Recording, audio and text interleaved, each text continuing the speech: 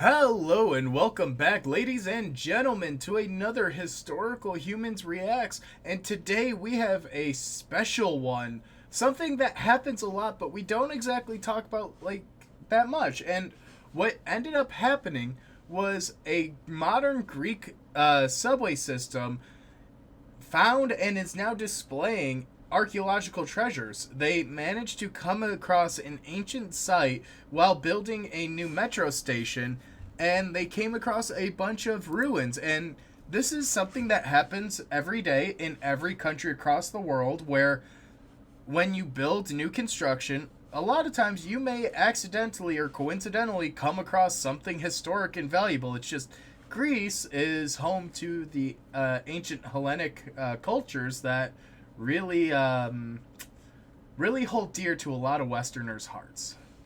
Yep. Yeah, they're building a 9.6 kilometer line there in Thessaloniki, and along the way they discovered Roman artifacts, Ottoman artifacts, Byzantine artifacts, and ancient Greek artifacts.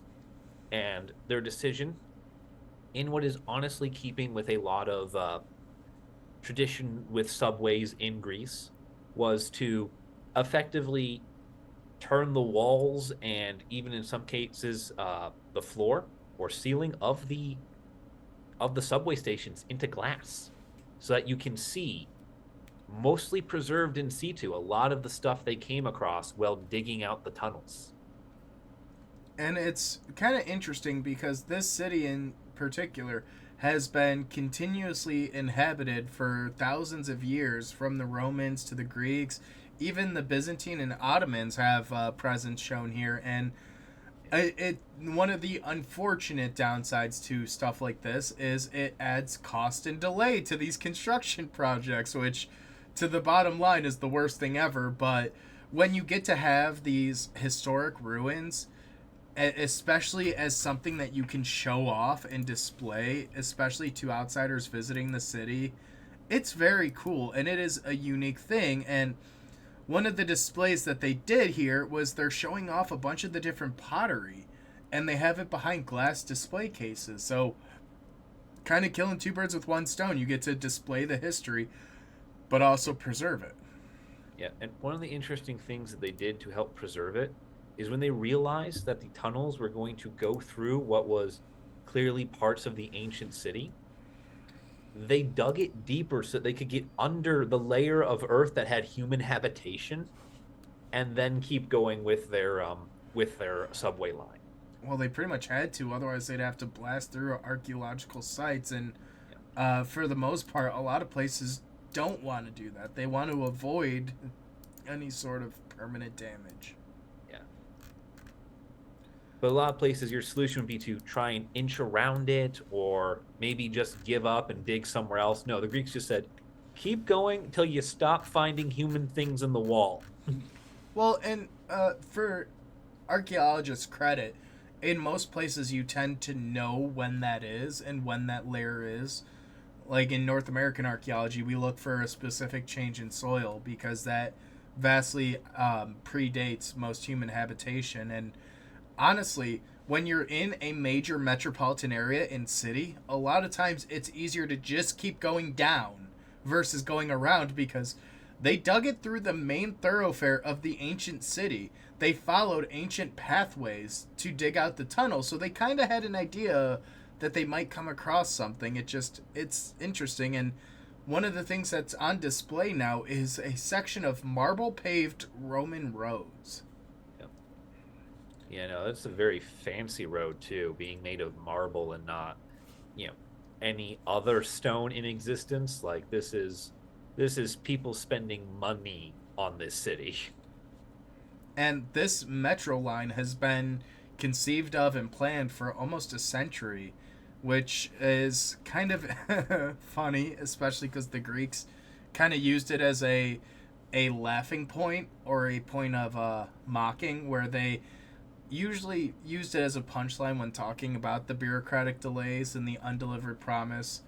But Yeah. when you're coming across archaeological finds, it adds a complexity to it. And one of the things I think a lot of people in the general public may not think about or may not understand in this regard, but history is very much a finite resource. We don't gain more history as time goes on. Like, we tend to lose a lot of this ancient stuff, and the number one risk to all of it is development, Yep. especially large scale developments like a subway system, which is very much necessary. It's very much a great quality of life item, especially for transportation, but you have to try and balance how do we implement this new technology while preserving the past and without destroying unnecessarily. Yeah, and as sort of a testament to how much effort went into that, they started construction on this new subway system in 2003. It opens to the public on November 30th, 2024. So they spent 21 years trying to carefully find their way around past all of the history of Thessaloniki. And a lot of it too, continuing on, is codified in law that you have to go through these reviews and these processes. Most developed nations have some level of federal law in place to try and preserve this history, to try and be good cultural stewards. And yeah, it's interesting. And there's other examples throughout Greece and even Rome where you'll go through the subways or go into these tunnels and you'll see burials, or you'll see ruins of houses. You'll see old roadways that had been submerged, that had been buried subterranean, that were excavated or brought to light during the construction and then preserved in place, which is a phenomenal way to do it. And there's certain ethical complaints that could be made, especially when it comes to like displaying burials, because I know in Greece they very much are of the mindset as long as you're not disturbing the burial, it's okay to display it. In North America, that just would not fly at all.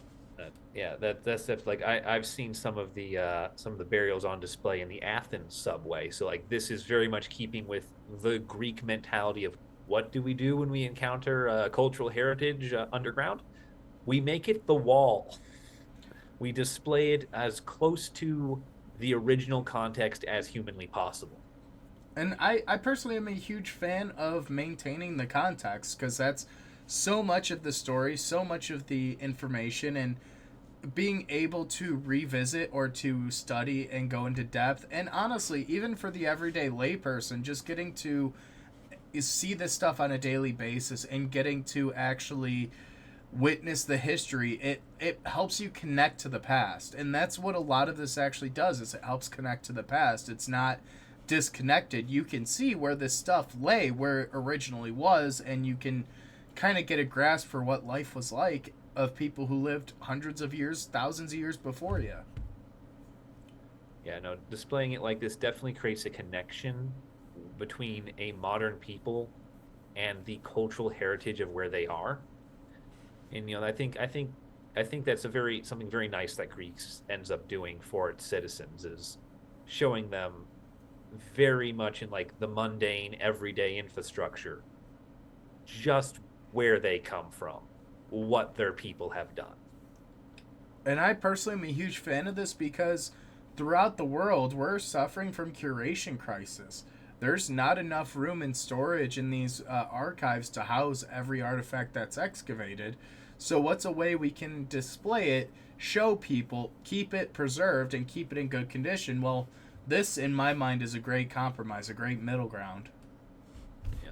And I actually think that's probably a great point for us to wrap up. Just something to kind of think about, and let us know what you think about this. How would you address this issue, and what would your solutions be? And let us know in the comments down below. We'd love to hear it. And yeah, we'll see you guys in the next video.